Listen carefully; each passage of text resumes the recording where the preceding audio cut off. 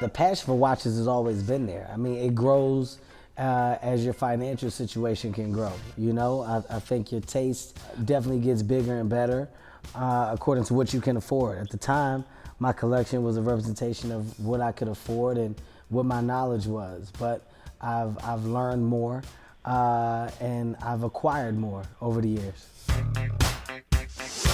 A Submariner, and after the Sub is probably when I got a Daytona. You know, my first stainless steel Daytona, which until this day is one of my favorite watches because it's such a hard watch to get. You know, and then after that, I became a Daytona head. You know, I probably went through all of them, and that's when I started to really take a liking for just Rolex, because these are watches that I felt that would never get old. These are watches that I felt would always hold their value. So it wasn't just spending money, it became a great investment.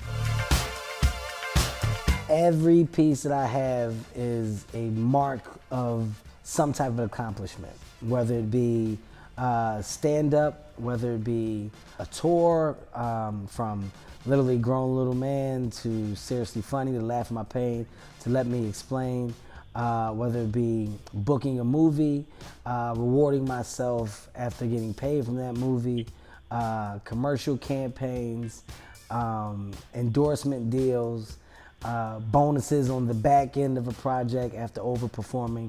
These are all things where I've treated myself. It normally comes in watches, or in the past I've treated myself to a car. Those are my two passions, watches and cars. I don't like to call it an addiction because it seems like I have a problem. I just think that I have an acquired taste for a watch lifestyle now. You know, I think you can tell a lot about a man by the watch that he wears. I think that one's getting into the world and seeing the variety of watches that are out there, and you know, the different levels of how crazy this game can get is mind-blowing. It just makes you respect the whole craftsmanship of a watch. That's what I love. I mean, some people do the same thing with art. Some people do the same thing with fashion.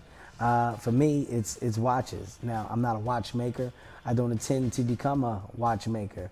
I'm a guy who supports people who have found not only a love, but I guess you could say a real talent in doing it for years, to where their pieces have been acquired by so many. When it's all said and done and my kids, you know, have my collection and they can attach it to various products and projects that I've done, you know, it tells quite the story of where I went in my life and how that road, you know, eventually led to wherever it's going to lead to. At the end of the day, this is important. It's just about making sure that your kids are grounded and understand, you know, if you work hard and you do what you want, then the world can be yours, and, you know, you can have various different, I guess you say, pieces of luxury to your liking, but nothing happens without the hard work first. It doesn't just come handed to you. So that's the biggest lesson. The bonuses that come with life just come after hard work.